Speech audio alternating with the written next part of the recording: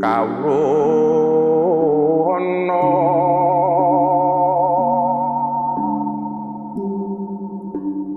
dununge wong urip niki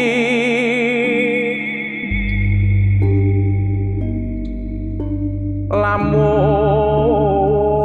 menjang wis palastra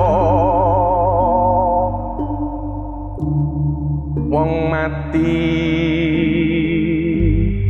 nang jiparane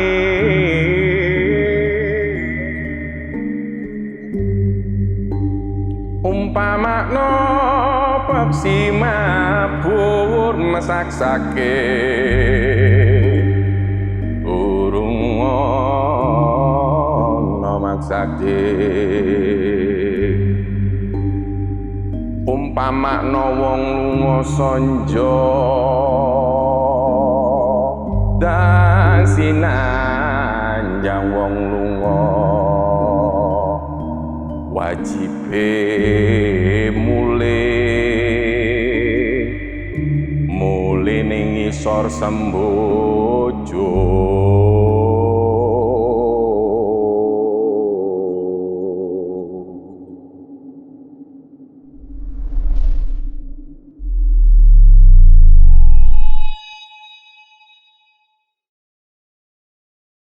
Halo semuanya, kembali lagi di Lentera Malam bareng gue Jamal. Guys, malam ini adalah penutup dari semua rangkaian event Roadcast kita di Malang. Dan di penutup kita kali ini, kita kedatangan bintang tamu spesial. Dan kita tadi semua udah lihat Mas Itang dari Kembara Sunyi menembangkan sebuah tembang Jawa. Jadi kita langsung sapa aja Mas Itangnya. Halo Mas Itang, apa kabar Mas? Alhamdulillah baik. Baik ya Mas ya. Udah berapa tahun ya Mas kita? Lama kita nggak ketemu. Lama ya Mas. Terakhir 2021. Kan? 2021. Ya 3 tahun kemudian Mas. Nah Mas Itang, Mas Itang punya pengalaman atau kejadian di daerah Malang nih Mas. Yang kebetulan kita kan lagi ada di Malang nih Mas. Ada sih. Dulu kan karena waktu di kampus itu pas kami mengadakan acara diklat selalu di daerah sini, di daerah Batu sini. Dulu ada sebuah tempat, terus kita pertama kali ke sana sudah ada kejadian, terus kemudian kira-kira 2 tahun setelah itu kami ke sana lagi, malah semakin banyak teror di situ, pas waktu diklat ini. Oh, oke. Kenapa sebelumnya kan sudah pernah ada kejadian ya, dan setelah 2 tahun, kenapa Mas Itang memilih untuk kembali ke tempat itu Mas? Ya karena waktu itu kan kami masih percaya bahwa kata senior bahwa ini harus dilakukan di tempat itu. Karena dari dulu awal berdirinya organisasi ini itu memang selalu diadakan di sana. Jadi kalian tetap harus melakukan ke sana.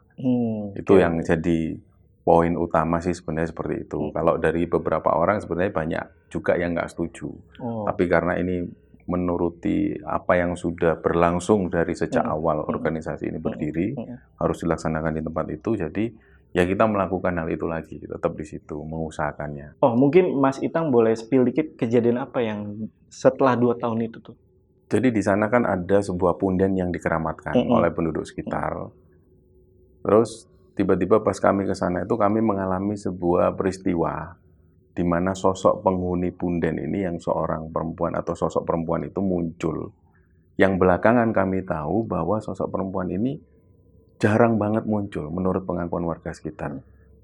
Nah, kata paranormal yang ada di sana, warga asli sana, beliau bilang bahwa ini adalah sebuah keberuntungan kalian ditampaki sosok tersebut, sosok penghuni punden ini. Keberuntungan?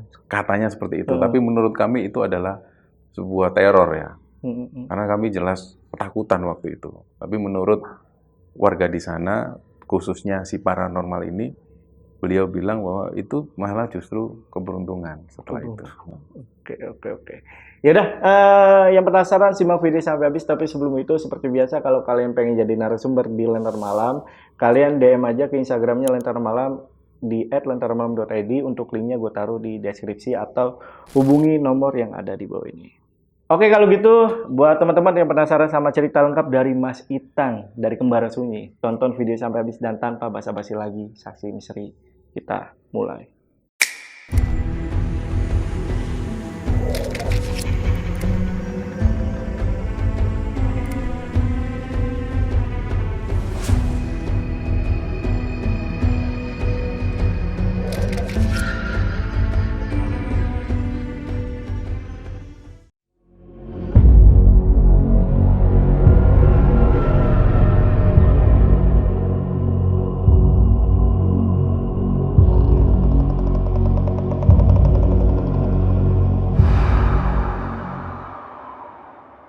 Ceritanya ini sebenarnya sudah lama, jadi kita mundur dulu ya, Mar. Mundur dulu di pas waktu aku ini zaman-zaman kuliah. Jadi aku sempat kuliah dulu, terus aku itu tertarik masuk di sebuah unit kegiatan mahasiswa seni. Terus di situ awal-awal ini masih jadi anggota, ternyata kayaknya manajemen mereka ini nggak beres, manajemen organisasinya. Jadi senior-seniorku waktu itu nggak tahu kemana. Yang sebenarnya menurut cerita dari orang-orang dulu, setiap tahun itu biasanya diadakan diklat, pendidikan dan latihan di alam. Nah, karena sistemnya yang amburadul itu, akhirnya beberapa dari angkatanku atau teman-teman angkatanku itu menyarankan, udahlah kita survei sendiri aja untuk adik-adik kita di masa mendatang, supaya organisasi ini solid lagi. Terus aku ada 4 orang waktu itu, aku ingat, dan Surabaya waktu itu lagi hujan lagi tinggi-tingginya, curah hujan lagi tinggi. Jadi kita yang berangkat 4 orang untuk survei lokasi lebih dulu. Lokasinya ada di dekat sini, supaya lebih aman atau nyaman kita samarkan aja, kita sebut nama lokasinya itu Cemoro Limo ya. Karena di sana banyak hutan-hutan pinus di situ. Nah, di Batu Malang ya, Pak? Di Batu. Nah, di Cemoro Limo ini memang lokasinya itu masih terpencil, nggak seperti sekarang. Apalagi dulu kan zaman-zaman itu ya, belum rame wisatawan yang datang di tempat Cemoro Limo ini. Lokasinya itu seperti lembah. Jadi kami berangkat itu, aku ingat naik motor 2, kita 4 orang berboncengan menuju ke Batu sini. Dari Surabaya ke Batu ya sekitar 3 jam lah. Itu dengan posisi hujan deras. Jadi kita sudah pakai jas hujan. Terus tiba-tiba yang kejadian yang sebenarnya ini kayak sebuah pertanda sebenarnya.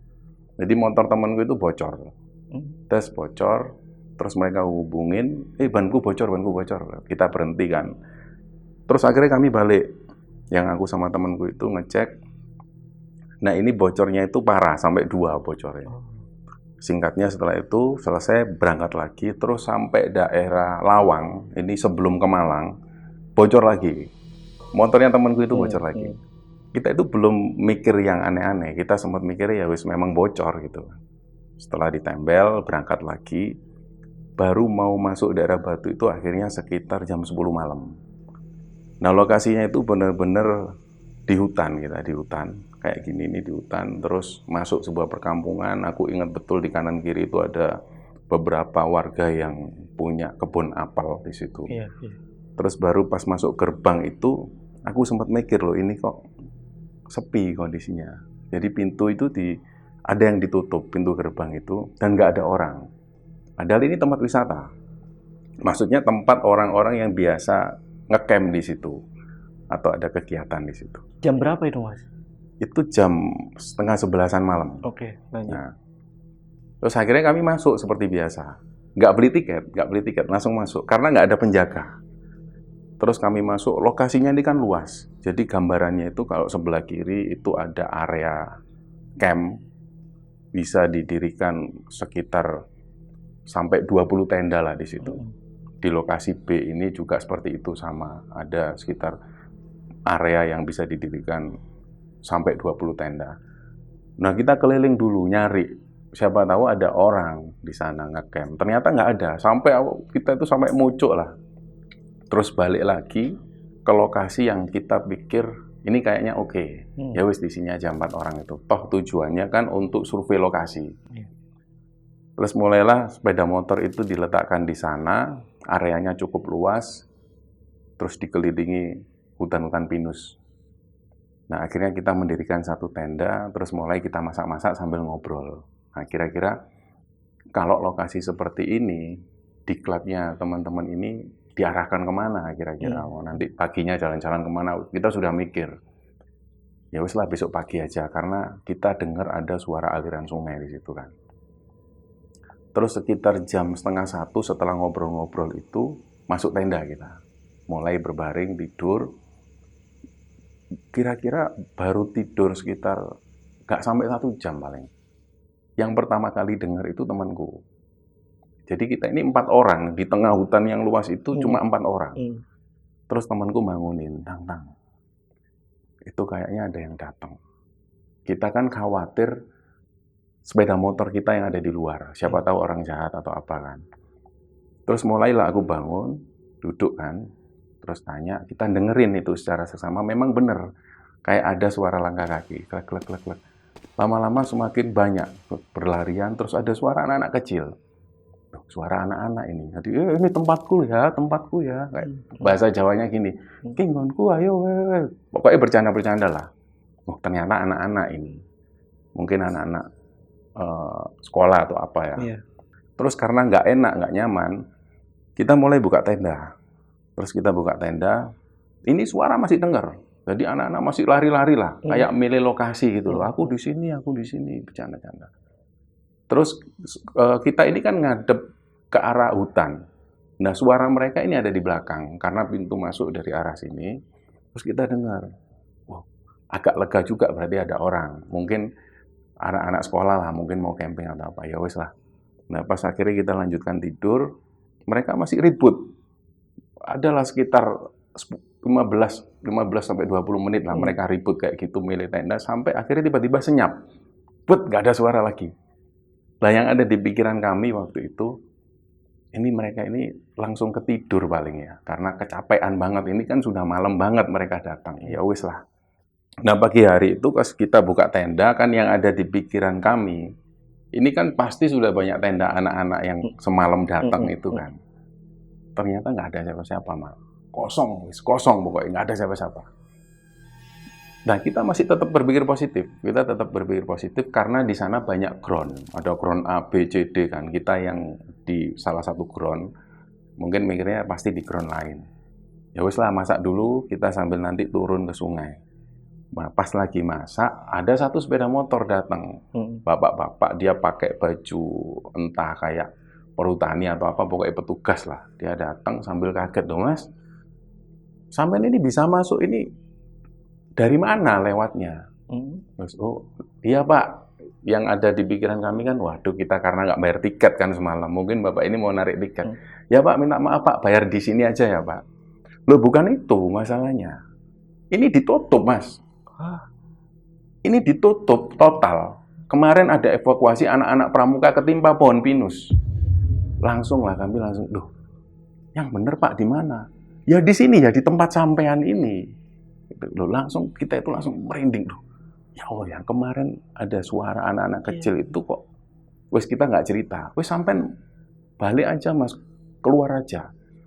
Akhirnya kita packing kan, ditemenin sama si bapak petugas ini, ditemenin. Si bapak ini masih heran. Sampean ini loh lewat mana kok bisa masuk? Motor itu kok bisa masuk? Iya Pak, semalam yang kami lihat itu nggak ada petugas yang jaga. Iya. Jadi pas waktu kami masuk ya memang nggak ada petugas. Ya udah Mas, di-packing aja Mas. Nah pas sambil jalan itu, petugas ini menjelaskan lagi. Itu benar-benar tragedi Mas kemarin Mas. Ada anak-anak pramuka itu loh Mas, ketimpa pohon. Jadi pohon-pohon pinus yang ada di sana kan umumnya juga sudah tua. Dan waktu itu hujan deras atau apa, terus akhirnya nimpa tenda mereka, ada sekitar 10 atau 11 orang anak yang meninggal. Dan itu kejadiannya baru 2 hari kemarin. Nah, yang lebih aneh lagi itu pas waktu kita keluar pos. Itu benar Mal, jadi jalan ini ditutup kayak bambu, kayu, ditutup. Aku sendiri juga heran tuh, kemarin kita lewat mana? Kok bisa masuk? Gitu loh. Si bapak-bapak ini itu muter. Memuteri pos yang kita itu nggak lewat sana. Kita lewat jalan normal itu yang jalannya ditutup kayu. Itulah keanehan pertama, jadi kita keluar dari lokasi itu mengikuti bapak-bapak ini yang harus melewati belakang pos, ya kan.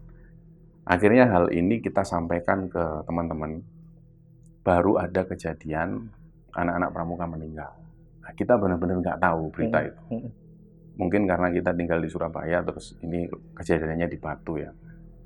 Terus cerita itu benar-benar menurutku itu aneh banget. Iya, iya. Nah, terus mereka memutuskan, ya sudah mas, kalau gitu tahun ini nggak usah di sana dulu lah. Nah, kenapa kita ngotot pingin di Cemoro Limo itu? Karena lokasinya itu oke untuk diklat. Ada sungai, ada trekking, terus ada, pokoknya cocok lah buat diklat itu. Nah, jadi tahun itu kami nggak memutuskan di sana. Ada di tempat lain, tapi masih di Batu. Iya. Nah, singkatnya 2 tahun kemudian, aku itu terpilih jadi ketua umum, ya kan. Nah, atas masukan dari teman-teman seangkatanku, datang bikin aja di Cemoro Limo, kan kejadiannya sudah lama, sudah dibuka. Memang Cemoro Limo ini sudah dibuka. Akhirnya setelah melalui pertimbangan-pertimbangan, ya wis lah, wis ya berarti diklat tahun ini kita di Cemoro Limo. Nah, ini aku nggak memikirkan hal yang negatif ya. Iya. Terus pas waktu berangkat itu jadi gini, di kampus itu kita rebutan bis biasanya. Rebutan bis. Bis kampus itu selalu jadi rebutan BEM, UKM-UKM lain gitu. Kita ngajuin surat dan kita dapatnya waktu itu bertepatan dengan tanggal 23, 24, 25 Desember. Akhirnya ya mau nggak mau lah, daripada kita sewa bis, lebih baik kita ambil tanggal itu. Jadi satu bis ini diisi beberapa peserta dan juga beberapa panitia. Terus beberapa panitia yang lain naik elf, mobil elf. Terus aku itu bawa mobil pickup untuk barang-barang. Misalnya kompor, tenda, dan lain sebagainya. Aku 3 orang. Nah, dalam perjalanan itu, aku ini bareng sama ketua pelaksananya. Ketua pelaksana ini namanya Yohanes. Yohanes ini seorang Nasrani. Jadi aku sebutin ini karena nanti ada hubungannya. Oke. Jadi dia ini seorang Nasrani, Yohanes. Dalam perjalanan itu si Yohanes ini bilang, Mas, aku tadi sudah izin ke panitia. Tanggal 24 siang, aku harus balik ke Surabaya karena aku harus ngikutin acara di gereja. Oh gitu. iya, iya. Oke. Iya mas, terus yang nganter aku siapa? Ya wes gampang, tak anter lah, naik pickup gitu kan. Tak janjeni, dia ini tak janjiin gitu.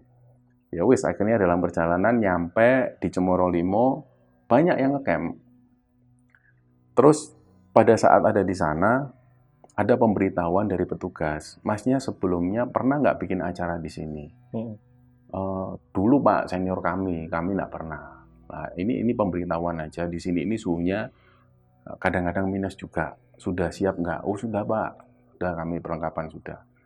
Nah yang kedua, di bawah itu ada punden. Punden itu adalah sebuah lokasi yang dikeramatkan, ya kan, oleh penduduk sekitar. Dan punden ini berupa pohon besar, terus dikelilingi dengan pagar kayu. Yang punden ini dikeramatkan pokoknya. Dilarang mendirikan tenda di areal punden. Oh ya Pak, paham Pak. Ini ada kegiatan malam hari nggak? Ada Pak, jurit malam. Ya sudah, usahakan tetap aman. Nggak apa-apa meskipun ngelewati punden, karena di bawah punden itu ada aliran sungai. Bagus memang untuk jurit malam. Tapi harus dijaga betul. Oh ya Pak. Pokoknya beliau mengingatkan seperti itulah. Nah kami kan penasaran, pundennya ini seperti apa. Jadi pagi itu setelah masang tenda dan lain sebagainya, sekitar jam 10 pagi lah, aku sama teman-teman ini sempat nyari rute untuk jurit malamnya, untuk malam nanti itu. Terus setelah jalan itu, memang ada punden ini. Punden ini pohon besar, terus dikelilingi pagar kayu, terus ada sajen-sajen di sana. Nah yang menarik adalah di situ ada tulisan besar, dilarang berteriak di areal punden, ya kan. Nah ini tak ingetin, akhirnya setelah survei lokasi, kami rapat sama panitia, kami tegaskan bahwa jangan teriak-teriak di areal punden, bahaya. Kita nggak mau ada apa-apa lah. Ya wis, mereka pun sepakat. Ya singkatnya acara ini berjalan, ya materi dan lain sebagainya sampai sore hari. Akhirnya pas menjelang maghrib itu mulai ada suasana yang agak beda. Jadi suasana yang awalnya itu santai, tiba-tiba ini pokoknya ada aura yang benar-benar membuat kita itu nggak nyaman, nggak tahu apa gitu. Nah, yang pertama adalah ketika kami itu ngecek peserta. Aku lupa peserta ini antara 18 atau 20. Yang jelas waktu itu ketika dihitung, ini 18. Terus pas dibagi tenda, ada yang mengaku dia ini nggak kenal sama sosok ini. Jadi ada anak satu yang tiba-tiba muncul di situ, ikut masuk dalam tenda. Pokoknya dia ini aneh, dia itu diam di pojok tenda. Nah, karena si kelompok ini merasa kok ganjil, jadi mereka ini kan baru kenal toh sama satu sama lain kan. Mereka ini kan notabene mahasiswa baru, yang baru dipertemukan di UKM tersebut, baru ikut diklat. Jadi wajar kalau nggak kenal. Tapi mereka aneh ketika ngelihat ada satu orang ini yang dari lagaknya itu aneh. Diajak ngobrol itu diem. Kok anak ini aneh di pembinaan yang sebelumnya kok nggak pernah lihat. Waktu di kampus itu loh, mereka nggak lihat. Mungkin dia ini telat datang atau apa. Ada yang mikir gitu. Tapi ada yang juga yang sudah memutuskan bahwa ini nggak beres, dia lapor ke panitia. Mas, ada satu peserta yang aneh, kayaknya sakit, wajahnya pucat soalnya. Oh iya, langsung lah pihak kesehatan menuju ke sana. Lah si anak ini masih ada di sana, dia nunduk terus gini. Terus karena panitia ini yakin bahwa ini bukan peserta, mereka apal kan, peserta-peserta yang mana aja dia apal. Ini bukan peserta ini, dia nggak mau masuk si panitia ini. Si anak yang misterius tadi kan ada di dalam tenda. Jadi ketika dicek, kalau dia ini aneh, terus peserta ini, panitia itu balik lagi, mengabarkan ke yang lain. Ini ada yang nggak beres, kelompok yang kelompok 4 itu, ada satu anak yang pokoknya misterius lah. Rame-rame lah ke sana. Nah, tenda dibuka, nggak ada si anak ini. Gitu loh. Anak ini nggak ada. Wes, itu mulai teror pertama. Iya. Tapi waktu kejadian itu aku nggak lihat. Nah, giliran jurit malam, sekitar jam 10 malam itu peserta sudah ditidurkan dulu, dan nanti jam 12 malam itu dibangunkan secara mengagetkan. Ya namanya juga ospek zaman-zaman dulu ya, zaman-zaman itu ya. Ketika mereka semua sudah tidur, panitia mempersiapkan perjalanan untuk jurit malam, ya kan. Jadi mereka sudah disiapkan pos-posnya. Pos 1 itu mereka diletakkan di area camp peserta. Pos 2, panitia ditempatkan persis di bawah punden. Jadi di bawah punden itu ada kayak jalan turunan menuju ke sungai. Jadi yang posisinya di bawah punden itu bisa ngelihat langsung punden. Nah, itu kebetulan aku yang ditempatkan di situ. Aku bawa HT. Terus jalan lagi menuju ke pos 3, ini jalan naik. Itu ada panitia. Nah, terus kemudian di pos terakhir balik lagi ke tenda. Nah, ceritanya seperti itu. Terus aku koordinasi, karena aku korlap, koordinator lapangan, aku harus keliling. Selain aku nunggu di pos yang di bawah punden, aku harus keliling. Memastikan misalnya gini, ada peserta yang datang menuju ke pos 1, mungkin di pos 1 panitianya terlalu lama, tanya-tanya atau apa. Aku yang ngingetin, ayo cepat-cepat, langsung jalankan lagi, supaya nggak ada antrian di belakang. Jadi waktu itu aku keliling. Nah, pas yang kedua, aku sempat ngingetin ke pos 1, ini kenapa nggak jalan? Iya mas, ini masih ada administrasinya yang kurang. Jadi mereka bawa semacam kertas atau apa. Ya wes, cepetan dijalankan lagi. Aku balik lagi ke bawah punden. Nah, pas di bawah punden itulah aku ini ngelihat sekelebatan ada perempuan. Perempuan ini pakai busana putih-putih seingatku. Karena sekelebatan, terus dia itu gendong bayi. Nah, begitu aku tahu ada sosok perempuan ini, aku diem. Aku berusaha untuk nyuekin dia lah. Terserah lah kamu. Aku yakin memang di tempat seperti itu ada sosok yang macam ini. Jadi tak biarin. Jadi aku cuek malah sambil dodok, gitu. Jongkok terus sambil pegang HT. Terus tiba-tiba sosok perempuan ini kelihatan kalau dia ini semakin dekat. Jadi kita cuma dibatasin kali kecil atau sungai kecil. Dia dekat. Terus mulai dekat itu aku sudah mulai agak nggak enak. Nah, aku tuh sempat ngelihat ke arah atas. Jadi dari bawah sampai atas sosok perempuan ini aku lihat. Nah, inilah aku ngelihat benar-benar jelas sosok perempuan itu ya. Jadi yang tak bayangkan itu kayak mayit, kayak kebiru-biruan lah wajahnya. Terus agak lonjong. Itu benar-benar aku sudah nggak bisa gerak, nggak bisa ngomong. HT itu mau mencet HT ini udah nggak bisa. Itu terjadi seperberapa detik, terus kemudian baru aku bisa mencet. Bersamaan dengan itu sosok ini sudah nggak ada. Baru aku, kirim satu orang ke sini, temenin aku. Barulah datang satu orang. Baru aku agak tenang. Nah setelah itu jalanlah. Ada peserta terakhir yang sudah mulai jalan, tiba-tiba di tengah-tengah acara itu ada yang jerit, perempuan. Wah! Suaranya itu berasal dari punden ini. Ya, logika aku seperti ini. Ini sopo sih ngomong, siapa yang jerit ini? Karena sudah tahu aturannya, di punden itu dilarang berteriak. Ini kok malah berteriak? Akhirnya tak kumpulkan, kumpul semua, kumpul di tenda. Ketika semua dikumpulkan di tenda, panitia tak tanya. Ya wis sambil dengan cara Surabayaan, jancuk sapa mau sing mesu, sing teriak gitu. Karena aku jengkel, sudah tahu aturannya bahwa di punden itu tidak boleh berteriak kan. Iya. Ada tulisannya jelas dilarang berteriak di areal punden, dan hal ini sudah diflorkan ke panitia. Jangan ada yang teriak. Misalnya ada yang bentak peserta mungkin kan, kelepasan atau apa. Mereka itu kaget, terutama yang mereka ditempatkan persis di samping punden. Mereka kaget, loh mas, nggak ada yang teriak mas. Tapi kalian dengar, iya mas, tak kira peserta. Jadi mereka semua dengar ada teriakan perempuan, tapi mereka nyangkal, nggak ada yang ngomong dari peserta maupun panitia. Nah, mulailah dari situ, wah ini gak beres ini. Ternyata dari situ, si ketua pelaksana ini memutuskan, udah mas, lanjut aja mas. Jangan sampai gara-gara ini kita berhenti jurit malamnya, ini baru separuh jalan. Nah, karena mereka ini kan dia ketua pelaksana yang ambil keputusan, ya wis, jalan lagi, jalan mas, lanjutlah. Nah, pas jalan selanjutnya lagi, ada teriakan lagi malah. Malah semakin ngancam lah mereka ini. Terus aku langsung ambil keputusan ngomong ke ketua pelaksana aku, udah bubarkan ini, nggak beres ini. Belum selesai aku ngomong, udah ada yang teriak-teriak, kerasukan, cewek. Wah, dia pakai jilbab. Dia ini pakai jilbab, terus jilbabnya itu dilepas, panas, wah, panas. Pokoknya dia berontak. Badannya itu kecil. Dia ini badannya kecil lah, kurus. Kalau dipegang orang 3 cowok-cowok pasti udah kuat lah. Tapi kenyataannya waktu itu ada 10 orang dibantu peserta. Nggak kuat. Jadi benar-benar nggak kuat. Sampai benar-benar kita maksa bawa ke tenda kesehatan itu. Terus di situ ada salah satu temanku yang waktu itu sudah dikenal alim ya. Waktu itu kita belum kayak gitu, nggak ngurus kayak gitu.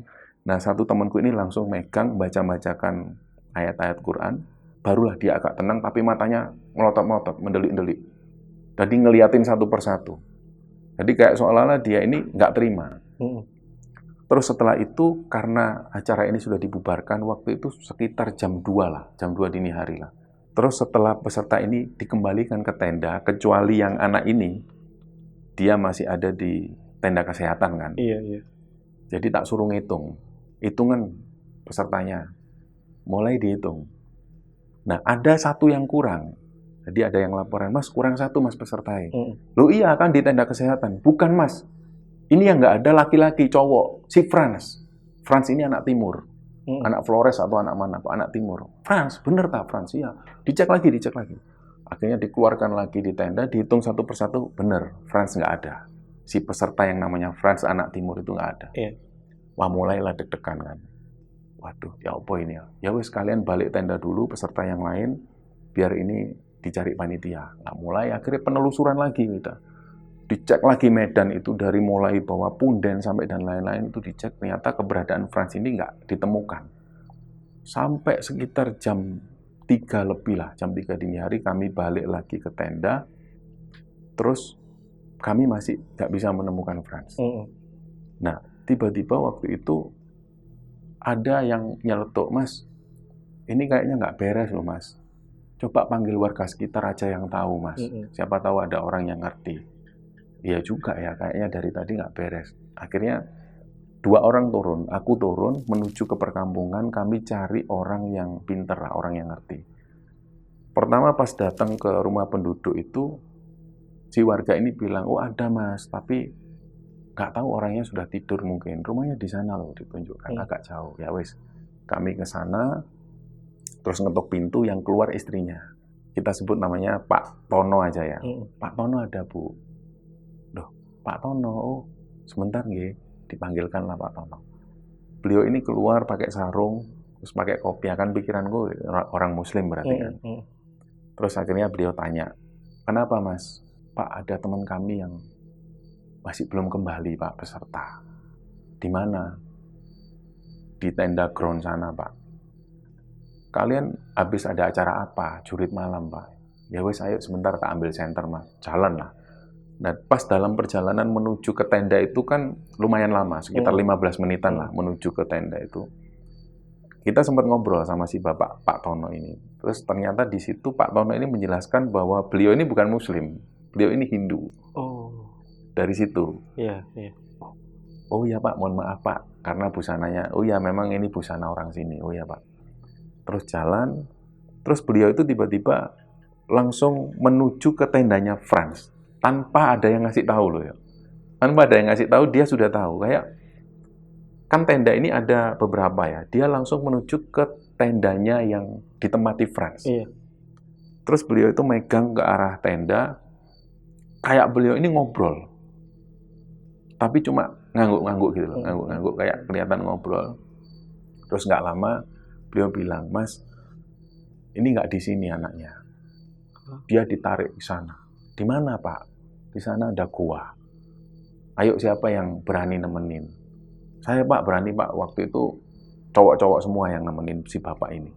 Dalam perjalanan itu, si Pak Tono itu kayak tegang wajahnya. Yang sebelumnya wajahnya santai, biasa-biasa aja, ini mulai tegang.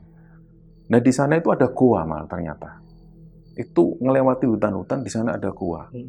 Terus Pak Tono yang pertama kali masuk, ini nggak tahu gua apa ya, gua buatan manusia atau apa. Mungkin dulu di zaman Jepang, gua ini dibuat atau apa, nggak ngerti. Terus akhirnya beliau masuk, langsung beliau ini nggak jauh kok, dari mulut gua itu nggak jauh. Si Franz itu gini, duduknya jongkok sambil megangin kepalanya. Nah, ayo mulai. Terus si Franz itu noleh. Si Franz ini langsung ngomong, Ngalio. Yang membuat aku itu merinding itu banyak hal. Yang pertama, karena si Franz itu kerasukan. Dia ngomong Ngalio. Yang kedua, Franz ini nggak bisa bahasa Jawa. Tapi waktu itu dia ngomong Ngalio. Nah, itulah yang membuat kami, ini benar-benar membuat merinding. Karena Franz ini nggak bisa bahasa Jawa. Aku ingat betul waktu dia pertama kali daftar itu, kita jadikan bercandaan. Kita suruh beli rokok merek Jancuk. Dia kan nggak tahu bahasa Jawa kan. Nah, karena dia benar-benar dari timur. Jadi sering kami bercandain si Franz ini. Dan kami tahu betul Franz nggak bisa bahasa Jawa. Tapi waktu itu dia tiba-tiba ngomong, Ngalio. Artinya apa, Mas? Pergi, suruh pergi kami. Nah, si Pak Tono itu sudah bisa nangkep. Jenengan niki sinten? Kamu ini siapa? Mas Ngalio. Sambil noleh. Jadi badannya masih tetap ngadep ke tembok gua, tapi kepalanya gini, Ngalio. Nah, si Pak Tono terus megang pundaknya. Pun diculke mawon. Mesake niki. Lari niki mesake. Maksudnya kasihan anak ini, sudah dilepaskan aja dulu. Akhirnya tiba-tiba Franz itu lemes. Barulah, ayo cepet-cepet diangkat sana, kata Pak Tono. Ayo. Bopong lah.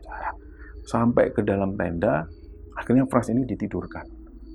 Nah, kita sudah mulai agak tenang, terus si Pak Tono ini pamit, sudah Mas, saya balik dulu ya, nanti kalau ada apa-apa lagi, jenengan ke rumah saya. Pak Tono ini bilang, energinya itu habis katanya, setelah menemui sosok Franz ini. Tapi beliau nggak sempat menjelaskan panjang lebar, kenapa kok Franz seperti ini, yang jelas beliau pamit, akhirnya beliau pulang. Nah, Franz ini kondisinya ada di dalam tenda. Dia itu sudah tiduran sambil meringkuk. Nah, nggak ada yang curiga teman-temannya, tapi nggak ada yang berani deketin Franz.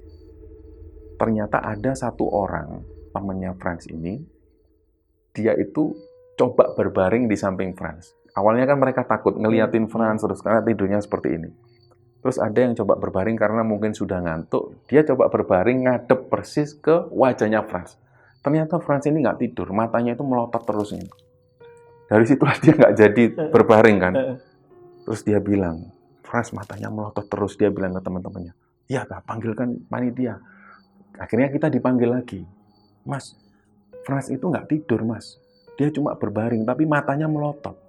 Oh iya, tak? Iya, Mas. Terus akhirnya pas begitu kami deketin, Franz ini benar, matanya itu melotot. Sampai merah lah pokoknya. Sama sekali nggak kedip. Melotot terus. Franz, ayo Franz, bangun dulu Franz, kamu kenapa? Dia nggak ngomong sama sekali. Terus tiba-tiba dia ini duduk. Terus pas duduk matanya tetap melotot tapi pandangannya kosong. Terus bilang seperti ini dia. Moleno aku saiki. Dia minta dipulangkan. Lah, barulah dari sini peserta-peserta ini tahu loh, kok Franz kok ngomong bahasa Jawa. Iya. Tahu semua akhirnya loh, kok Franz ngomong bahasa Jawa. Si cewek-cewek ini mulai takut. Akhirnya ada yang lari, ada yang jerit. Ribut lagi akhirnya, ricuh lagi. Akhirnya semua jadi tahu bahwa Franz ini masih kerasukan. Dia ngomong bahasa Jawa lagi. Dia minta dipulangkan. Wah, kita bingung kan. Pak Tono sudah pulang. Terus kondisi Franz sudah kayak gini. Bingung kami. Nah, sebisa mungkin yang teman kami yang bisa baca-baca ayat Quran itu mulai membaca-bacakan kepada si Franz. Tapi Franz ini diam terus. Sambil sesekali dia ngomong, Moleno aku. Terus ngomong seperti itu. Sampai pagi, sampai matahari ini terbit. Jadi sampai jam 6 lah waktu itu. Iya. Sampai jam 6 pagi si Franz ini tetap seperti itu. Akhirnya aku bilang, udahlah panggilin Pak Tono lagi. Nah, mereka ke sana manggil Pak Tono. Pak, teman kami kerasukan lagi Pak si Franz. Terus Pak Tono pun balik menuju ke sana. Iku koyo Franz tekon. Apa jenenge?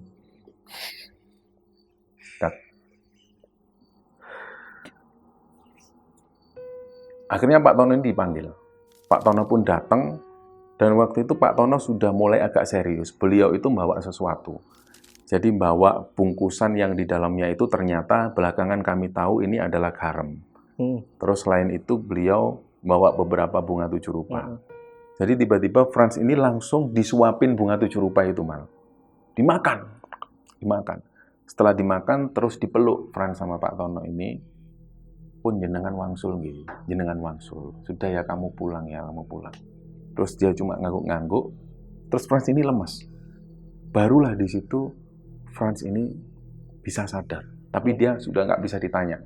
Akhirnya disuapin makan, sama temannya disuapin makan. Nah, acara waktu itu berantakan. Yang seharusnya ini mereka ada kegiatan lagi berantakan. Iya. Sekitar jam 9 pagi, Franz sudah mulai bisa diajak ngobrol. Nah, waktu itu ada temanku yang tanya kronologisnya seperti apa sampai Franz ini kok tiba-tiba menghilang dari kelompoknya. Terus dia cerita, ternyata pas waktu si Franz ini jurit malam, kan jalan satu-satu ya malam. Iya. Jalan satu-satu bawa lilin mereka itu. Ketika sampai di bawah punden, itu ada anak kecil. Nah, anak kecil itu awalnya diem, wajahnya itu melas. Melas itu kasihan. Dia ini ngeliatin Franz terus. Franz ini dalam hatinya, kasihan Rek, anak ini di tengah hutan sendirian. Terus akhirnya dia memutuskan, rumahmu mana Dek? Ayo diantar Mas. Dia cuma nunjuk. Diikutin lah sama si Franz. Jadi Franz ini tiba-tiba ngeblank. Kalau pada saat itu dia seharusnya lagi acara, dia ngeblank. Dia ngikutin, nganterin si anak kecil ini. Dia pakai kaos kutang, anak kecil. Kaos kutang kecil, terus pakai celana kolor. Pokoknya mulutnya itu belepotan yang habis makan dan makanan-makanan kering itu. Iya. Kalau pengakuan Franz seperti itu. Diikutin lah si anak kecil ini.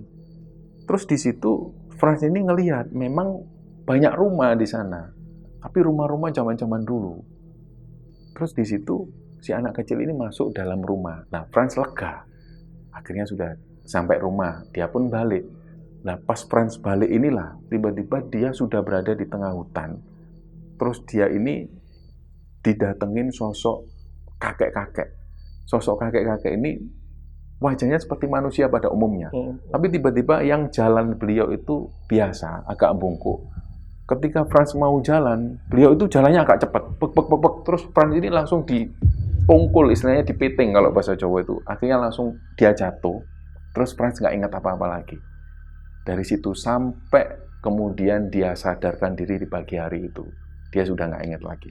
Pokoknya ceritanya dia ketemu anak kecil ini diantar seperti itulah. Oke.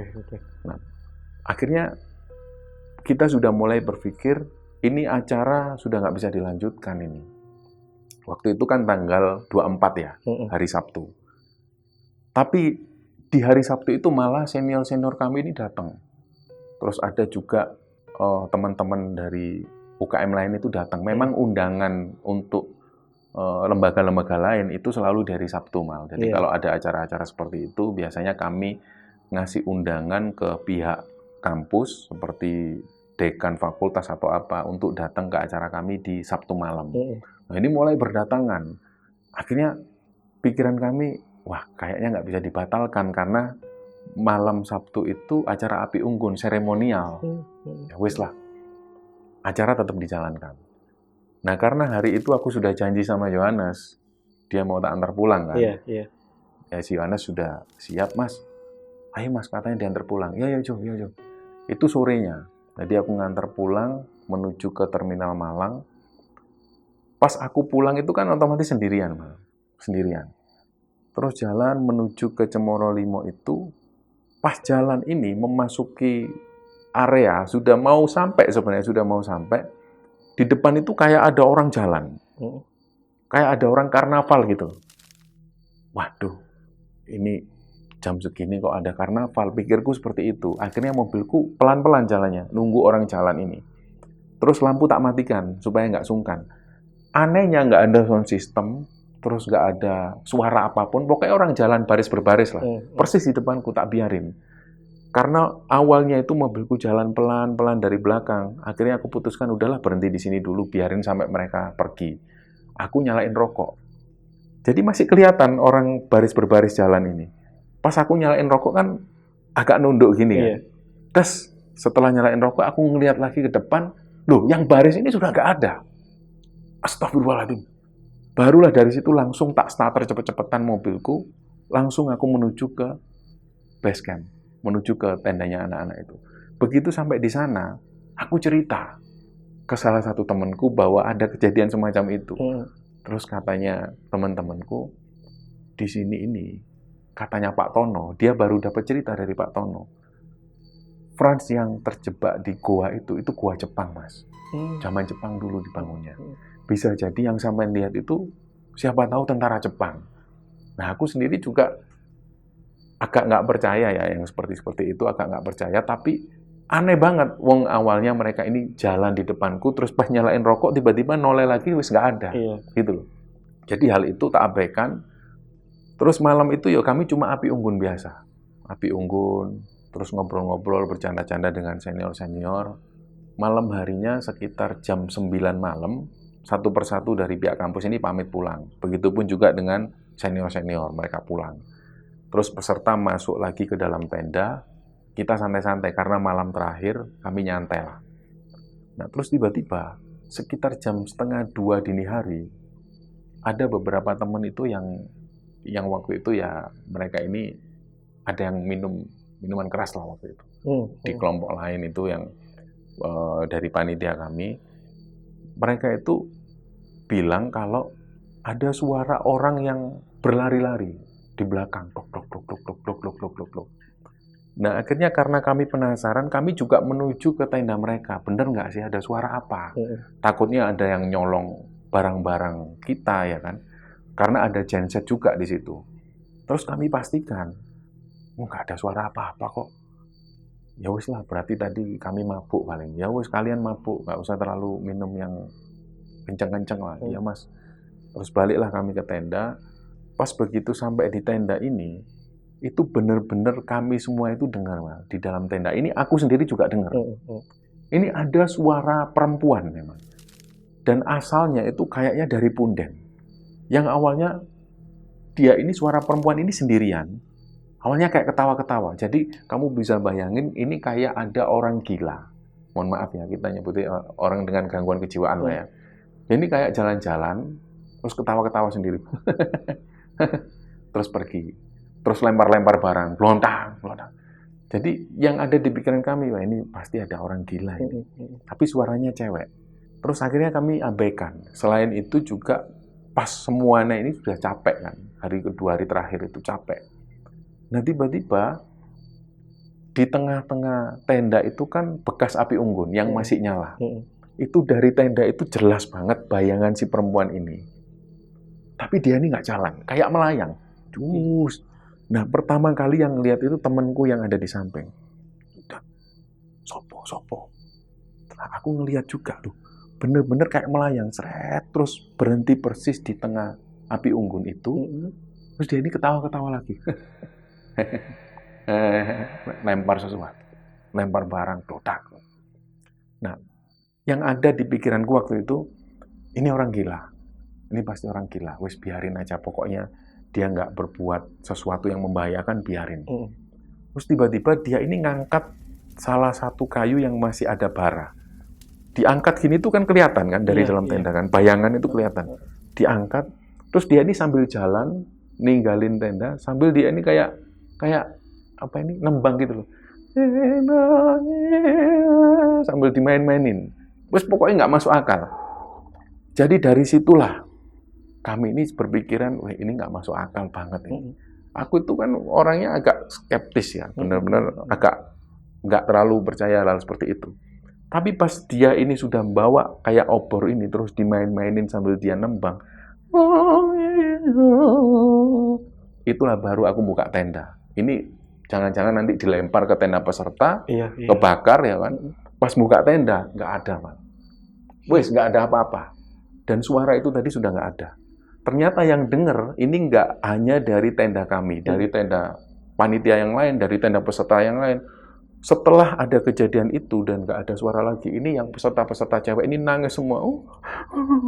Mereka ini nangis karena ternyata pengakuan mereka sebelum si sosok perempuan ini jalan-jalan di areal situ, ini tenda peserta ini sudah diganggu. Kayak kan tenda itu cuma sebatas kain itu kan. Jadi kadang badan nempel di itu, dia itu gini. Kayak didorong-dorong. Makanya dari situlah mereka nggak berani teriak. Yang bisa mereka lakukan, mereka cuma nangis dalam hati. Dan begitu mereka dengar ada yang keluar dari tenda untuk memastikan keadaan aman, barulah tangis mereka ini pecah. Wes nggak bisa nahan, nangis, bener-bener nangis. Dari situ kami percaya, wah pasti ini yang tinggal di punden itu. Pasti, nggak mungkin. Nah setelah itu sampai pagi kami nggak tidur. Jadi kayak waspada gitu loh, waspada, benar-benar waspada. Pagi harinya Pak Tono ini datang. Pak Tono datang, terus beliau tanya lagi, gimana semalam nggak ada apa-apa kan Mas? Nggak ada Pak. Terus yang Mas Frans gimana? Nggak kesurupan lagi? Enggak Pak, alhamdulillah ya sudah. Tapi kemarin kami didatengin sosok perempuan Pak. Terus Pak Tono ini, oh iya, perempuan? Iya Pak. Sampai kami ceritakan detail sampai si sosok perempuan ini ngangkat kayu kayak dijadikan obor terus nembang. Pak Tono ini ngomong, oh iya Mas, itu memang Simbawaraksanya sana punden. Beliau itu perempuan memang. Dan itu jarang banget Mas. Jarang banget dia ini menampakkan diri, jarang. Itu bisa jadi 3 tahun sekali pas ada acara-acara penting atau jarang banget lah pokoknya. Menurut Pak Tono itu sebuah keberuntungan. Nah nggak tahu, tapi menurut kami itu teror kan. Maksudnya itu benar-benar mencekam. Jadi setelah kami mengalami kejadian itu bertubi-tubi, akhirnya mulai tahun depannya kita sudah nggak pakai area itu lagi. Jadi kita dari tahun ke tahun kita pindah ke lokasi yang lain. Nah sekarang ini kayaknya sudah dibangun lebih bagus loh tempatnya. Tapi nggak tahu seperti apa ya, apakah masih ada teror seperti itu. Yang jelas pundennya masih ada jelas. Nggak mungkin kalau punden dibukar. Pundennya masih ada di sana. Nah kira-kira seperti itulah ceritanya. Kenapa ada larangan tidak boleh berteriak di punden itu Mas? Nah itulah. Pertama kali lihat peraturan itu juga aneh. Memang tulisannya itu jelas gamblang, dilarang berteriak di areal punden gitu kan. Kami sempat tanya, terus jawaban dari pengelola setempat itu, ya namanya punden itu kan dikeramatkan Mas, kayak tempat bisa dikatakan tempat suci. Kalau jenengan di tempat suci teriak-teriak atau bikin keributan kan, yang di sini ini nggak suka gitu loh. Intinya mereka nggak mau ribut-ribut di area rumahnya seperti itu loh. Takut terjadi apa-apa kan.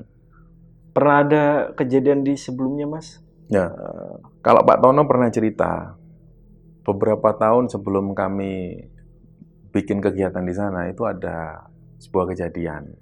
Mungkin pernah ada yang dengar gancet ya. Jadi pasang kekasih yang melakukan hal yang tidak senonoh di situ sampai telanjang bulat lah di situ. Terus pada akhirnya dia sebenarnya nggak ada hubungannya dengan teriak di punden sih, cuman dia melakukan hal yang tidak senonoh masih di area sana. Akhirnya yang terjadi gancet itu tadi. Tapi ini cerita dari Pak Tono. Kami sendiri nggak pernah ngelihat secara kejadiannya seperti apa. Tapi menurut Pak Tono seperti itu. Sampai waktu itu mereka minta tolong Pak Tono. Jadi benar-benar gancet, nggak bisa dilepas. Kalau secara dijelaskan secara logis, menurut Pak Tono mungkin bisa jadi kram, Mas. Karena kan lokasinya dingin. Mereka itu persis di bawah air terjun. Tapi kalau secara mistis ya bisa jadi ada sesuatu yang melekatkan mereka. Ada kejadian seperti itu memang. Aku cuma mau ada beberapa pertanyaan aja, Mas. Yang pertama, kenapa Mas Itang dan juga teman-teman ataupun panitia lainnya memilih si punden ini itu sebagai pos juga gitu? Padahal kan sudah kayak ada peringatan gitu bahwa ini tuh tempat yang sakral atau apa gitu. Ya itu tadi seperti yang tak sebutkan bahwa medannya itu cocok. Nah, jadi kita ngelewati punden itu nggak terlalu jauh dari tenda, itu yang pertama. Terus di bawah punden itu ada jalan turunan menyusuri sungai kecil. Nah, jadi kita ngejarnya di sana. Ada beberapa momen di mana peserta itu melewati kali, nyebrang kali, kaki mereka itu ditenggelamkan di kali. Dan itu lokasinya di sekitar punden, persis di bawah punden, gitu loh. Kalau kita cari yang jauh malah lebih jauh dari tenda. Dan mungkin ngelihatnya peringatannya cuman yang penting jangan berteriak aja gitu ya. Kami cuma mikirnya karena dari pihak pengelola sendiri sudah membolehkan, artinya kami sudah bilang kalau nanti ada acara jurit malam Pak, dan kayaknya lokasinya cocok kalau lewat bawah punden. Oh ya enggak apa-apa, yang penting jangan berteriak di sana. Pokoknya jangan bikin kerusuhan lah. Ternyata memang kami nggak bikin kerusuhan, maksudnya nggak teriak atau apa, tapi kita malah dengar suara perempuan yang teriak itu. Benar. Sama tadi kan Mas Itang juga sempat bilang di dekat gua Jepang itu kayak ada pemukiman ya yang dilihat sama Franz, anak kecil segala macam. Ini latar belakangnya atau yang Mas Itang tahu gimana tuh Mas? Itu sempat ada yang tanya ke Pak Tono, Pak memang di sana ada pemukiman penduduk tak Pak? Udah ada, di sana nggak ada.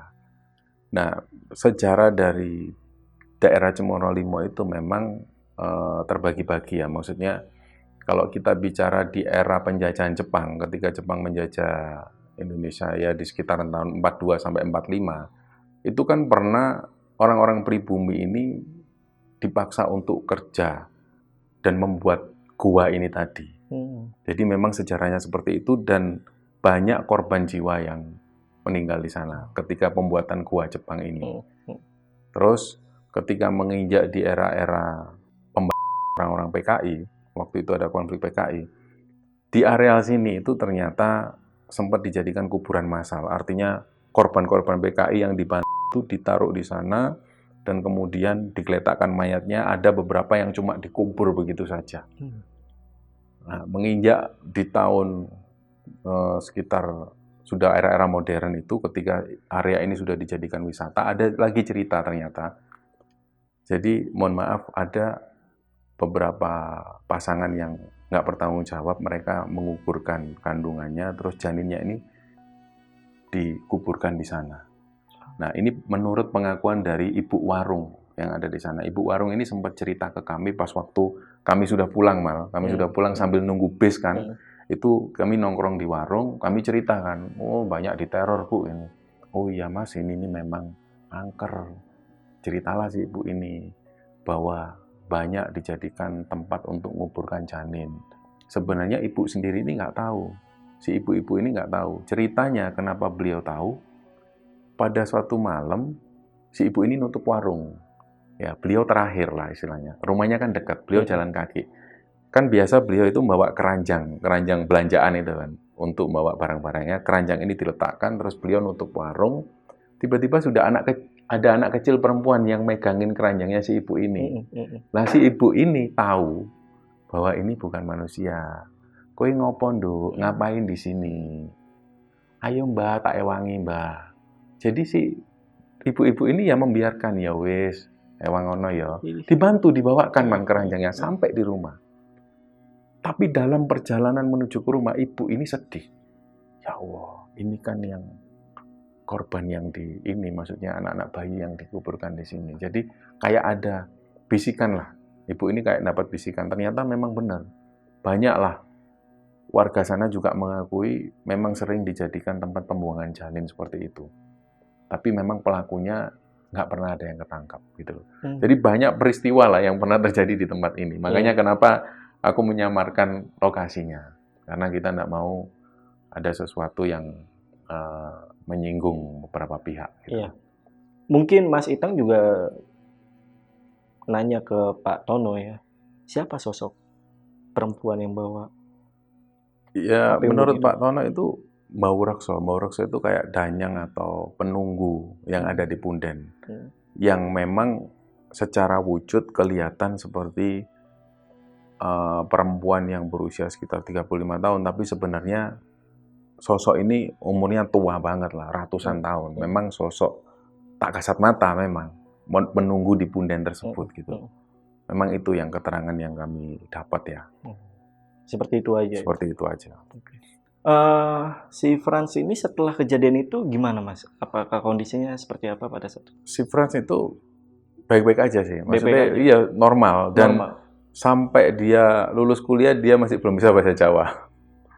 Itulah yang bikin kita aneh. Ya. Aneh ya? Oke. Nah ini kan tadi Pak Tono itu sempat bilang kalau si sosok yang ada di punden itu munculnya kan bisa lama ya. Kayak misalnya jarang. 3 tahun sekali atau 4 tahun sekali kayak World Cup atau Euro gitu Mas. Nah kenapa pada saat Mas Itang dan juga teman-teman ini melakukan kegiatan di situ, si sosok ini bisa muncul? Jadi menurut Pak Tono ada salah satu orang dari kami, nggak tahu peserta, nggak tahu panitia, ini Pak Tono nggak menjelaskan, yang dia ini istilahnya kalau bahasa Jawanya itu balungan wangi gitu loh. Apa itu? Balungan wangi itu kayak apa ya? Kayak dia ini memang punya weton, di mana wetonnya ini ada daya tarik bagi kaum mereka, bagi kaum tak kasat mata. Jadi dari situ menurut Pak Tono, si salah satu anak yang punya balungan wangi ini dia masih punya keturunan juga dari kerajaan-kerajaan masa lalu. Jadi hingga akhirnya membuat si sosok penunggu punden ini tertarik. Dia kayak pengen cari tahu ini siapa ini, kok aku nggak asing. Jadi ada ketertarikan dari situ. Tapi Pak Tono nggak menjelaskan itu siapa gitu loh. Nah, ada spekulasi dari teman-teman, spekulasi ya. Mereka bilang itu aku, tapi kan aku nggak merasa seperti Mas itu. Itang, tapi aku nggak merasa gitu sih. Iya sih, tapi kan Mas Itang sempat ngelihat sosok yang makanya perempuan bawa itu. Tapi aku selalu membantah hal-hal semacam itu sih. Tapi Mas Itang pernah nanya ke Pak Tono siapa sosok yang perempuan membawa? Oh enggak, itu cuma penunggu biasa aja. Penunggu yang biasa. Energi dia ini nggak jauh lah di bawah, jauh. Memang makhluk penunggu biasa aja, yang energinya masih jauh lebih kuat yang ada di punden gitu. Aku kira Franz loh, ternyata Mas Itang. Nggak tahu, alam bisawab, aku nggak ngerti. Spekulasi dari teman-teman, maaf. Oke, mungkin ada lanjutan lagi atau cerita lagi Mas Itang? Nggak ada lagi ya? Cukup sampai situ aja ya untuk tragedi atau kejadian di Cemoro Limo. Ya. Mas Itang mungkin ada pesan buat teman-teman pasukan Lentera Malam tentang kisah yang tadi Mas Itang bawain. Iya, pesan-pesannya terutama ketika ada di alam ya, maksudnya atau tempat yang baru belum kita ketahui, ada baiknya kita memahami diri kita sendiri dulu, dan minimal itu ada unggah-ungguh kalau di Jawa itu minimal kita ucapkan salam, terus berdoa sebelum melakukan sesuatu apapun. Ya itu memang kita sadari kita waktu itu agak kecolongan sih, jarang banget untuk berdoa bersama, jarang. Karena waktu itu jadwalnya padat, setiap kita mau melakukan kegiatan misalnya jurit malam atau apa, kita nggak sempat untuk berdoa. Ya mungkin itu. Doa itu penting. Iya. Jadi untuk keselamatan kita dan supaya kita selalu dalam perlindungan Allah Subhanahu wa taala seperti itu. Itu tadi ya pesan dari Mas Itang, dan jangan lupa juga untuk teman-teman atau pasukan Lentera Malam mampir ke channelnya Mas Itang, ada di Kembara Sunyi. Ya, kembali Ya. sini. Dan kalau mau follow IG-nya, mau gak Mas follow IG? Boleh. Oh, boleh ya. Follow IG-nya juga Mas Itang ada Kembara Sunyi. di mana Mas? Di Kembara Sunyi official sama di Itang Tirta. Itang Tirta ya. Nanti linknya gue taruh di deskripsi. Yaudah, untuk video kali ini gue rasa cukup. Gue Jamal dari Lentera Malam dan Itang Tirta dari Kembara Sunyi. izin pamit.